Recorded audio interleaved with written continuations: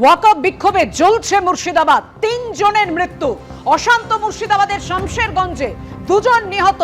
একেবারে বাড়িতেই বাবা ছেলেকে কুপিয়ে খুন। দীর্ঘ সময় বাড়িতেই রক্তাক্ত অবস্থায় দেহ পড়ে থাকার অভিযোগ। মুর্শিদাবাদ মেডিকেলে আরো এক কিশোরের মৃত্যু। সুতিতে 2 জন গুলিবিদ্ধ, আজ এক কিশোরের মৃত্যু। যে খবরে একেবারে প্রথম থেকে আমরা নজর রেখেছি, শামশেরগঞ্জে 2 জন নিহত, বাড়িতেই বাবা ছেলেকে কুপিয়ে খুন, এক কিশোরের মৃত্যু। কথা বলবো, আমাদের সঙ্গে রয়েছেন আমাদের প্রতিনিধি রাজীব চৌধুরী। পাপিয়া, এই মুহূর্তে জঙ্গিপুরে মৃত শামশেরগঞ্জের মৃত বাবা ও ছেলের মৃতদেহ নিয়ে আসা হয়েছে এবং মর্গে সেই মৃতদেহ রাখা হচ্ছে। আগামীকাল তার ময়নাতদন্ত হবে এবং পরিবারের পক্ষ থেকে ঘটনার যে বিবরণ দেওয়া হচ্ছে তা নৃশংসভাবে গোটা বাড়ি ঘিরে বাড়ি ভাঙচুর করে বা একবারে 72 বছরের এক বৃদ্ধ ওকে টেনে হিজড়ে বাইরে নিয়ে আসা হয় এবং তাকে ধারালো অস্ত্র দিয়ে কোপানো হয় এবং তার ছেলে 40 বছরের তার ছেলেকেও বাইরে নিয়ে আসা হয়। রাস্তাটা একেবারে ধারালো অস্ত্র দিয়ে কোপানো হয়, মারধর করা হয় নৃশংসভাবে। এবং পরিবারের পক্ষ থেকে যেটা অভিযোগ করা হচ্ছে যে তারা বারবার পুলিশের কাছে তারা ফোন করেন, সামনের তাদের একেবারে প্রতিবেশীরাও পুলিশকে ফোন করেন। 4 ঘন্টা পর পুলিশ ঘটনাস্থলে গিয়ে পৌঁছয় বলে তাদের অভিযোগ এবং ততক্ষণে সব শেষ হয়ে গেছে। পুলিশ এই মুহূর্তে সেই মৃতদেহ 4 ঘন্টা পর তুলে নিয়ে এসে জঙ্গিপুরের মর্গে নিয়ে আসে এবং গোটা বাড়ি ঘিরে যেভাবে তাণ্ডব চলে, দীর্ঘ সময় ধরে যে তাণ্ডব ধরে, পুলিশ যদি সে সময় পৌঁছতো হয়তো 2টো প্রাণ বেঁচে যেত বলেই পরিবারের পক্ষ থেকে অভিযোগ করা হচ্ছে। এবং তারা বলছেন বারবার তারা তাদের বাড়ি আক্রান্ত হতে পারে এরকম ভাবে তারা এই আশঙ্কা যখন প্রকাশ করছিলেন, বারবার পুলিশের কাছে ফোন করেছিলেন কিন্তু কোনোভাবেই পুলিশের কাছে সাড়া পাননি। 4 ঘন্টা পর পুলিশ ঘটনাস্থলে যায় এবং তারপরে যখন হয় তখন সব শেষ হয়ে গেছে। একেবারে সকাল 10টা থেকে 10:30টার মধ্যে যে তাণ্ডব চলে, গোটা এলাকা জুড়ে যে এভাবে তাণ্ডব চলে, সেই তাণ্ডবের ফলেই একেবারে 72 বছরের বৃদ্ধ এবং 40 বছরের তার ছেলের এইভাবে নৃশংসভাবে মৃত্যু হলো শামশেরগঞ্জে। এই মৃত্যু দেখলো আজকে শামশেরগঞ্জ। পাপিয়া, ধন্যবাদ তোমায়। ওয়াকফ অশান্তিতে আজিমগঞ্জে রেল অফিসে ভাঙচুর করা হয়। রেলমন্ত্রীকে চিঠি দিয়েছেন শুভেন্দু অধিকারী। এনআইএ তদন্ত চেয়ে রেলমন্ত্রী অশ্বিনী বৈষ্ণবকে চিঠি বিরোধী দলনেতার।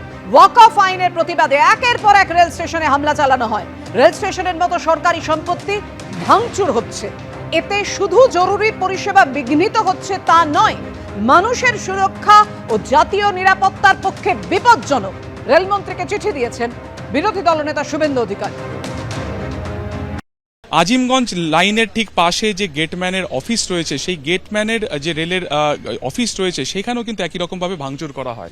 দেখা যাচ্ছে যে 43 বাই স্পেশাল ই গেট, এই গেটের যে অফিস রয়েছে যেখানে মূলত গেটম্যান থাকেন, গতকাল অর্থাৎ শুক্রবার যখন দুপুরবেলাতে বিভিন্ন জায়গাতে এ ধরনের হামলার ঘটনা ঘটে, সেই হামলার আজ থেকে কিন্তু বাঁচতে পারেনি রেলের এই অফিসও। দেখা যাচ্ছে যে বিস্তীর্ণ জায়গা জুড়ে এখানে কিন্তু ভাঙচুর করা হয়েছে।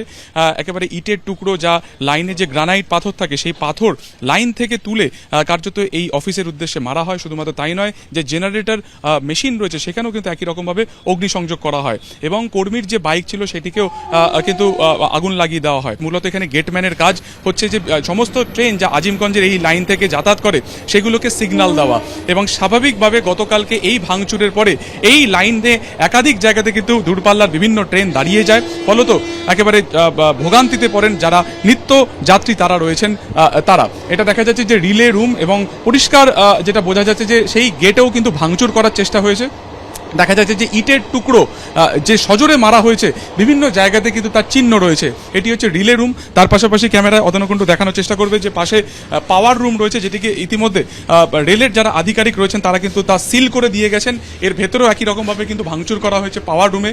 তার পাশে যে ব্যাটারি রুম রয়েছে সেখানেও একই রকমভাবে ভাঙচুর করা হয়েছে। দেখা যাচ্ছে সেটিকেও কিন্তু রেলের কর্তৃপক্ষ এসে তা সিল করে দিয়ে গেছে। একেবারে ভেতরে ঢুকে ট্রাঙ্ক থেকে শুরু করে সেখানে যে সমস্ত মেশিনপত্র সেগুলোকে ভাঙচুর করা হয়েছে, ওলট পালট করে দেওয়া হয়েছে যাবতীয় জিনিস এবং একই রকমভাবে কিন্তু এখানে যারা ছিলেন, যে কর্মীরা ছিলেন, তাদেরকেও বেধড়ক মারধর করা হয়। এবং দেখানোর চেষ্টা করবো এই ভেতরেও যে অফিস রয়েছে সেখানেও তারা ঢোকার চেষ্টা করেন এবং সেখানেও কিন্তু ভাঙচুর করা হয়। যেদিকে তাকানো যাচ্ছে সবই কিন্তু কার্যত লণ্ডভণ্ড, কার্যত লুট করা হয়েছে একেবারে রেলের এই গেটম্যানের অফিসের ভেতরে ঢুকে। 43 বাই ই স্পেশাল গেট অর্থাৎ আজিমগঞ্জের অন্যতম মেন গেট হচ্ছে বা গেটম্যানের যে অন্যতম অফিস রয়েছে সেটি হচ্ছে কিন্তু এখানে, এবং এখান থেকেই দূরপাল্লার যে সমস্ত ট্রেন আজিমগঞ্জের লাইন থেকে যাতায়াত করে সেগুলোকে কিন্তু কন্ট্রোল করা হয় এই অফিস থেকেই। যে ছবিটা প্রথমে দেখানোর চেষ্টা করছিলাম, এই যে রেল গেটের যে ব্যারিকেড থাকে, অর্থাৎ সেই গেট পর্যন্ত উপড়ে ফেলা হয়, পরবর্তীকালে নতুন গেট ইনস্টল করা হয়েছে। এই হিংসার ঘটনা বিভিন্ন জায়গাতে যেমন তার আঁচ ফেলেছে, সেখান থেকে কিন্তু বাঁচেনি এই রেল গেটের যে অফিস রয়েছে এই হিংসার ঘটনা থেকে বাঁচতে পারেনি, ফলত এখানেও ব্যাপকভাবে ভাঙচুর করা হয়েছে। ক্যামেরায় অতনু কুণ্ডুর সঙ্গে সুকান্ত মুখোপাধ্যায়, এবিপি আনন্দ।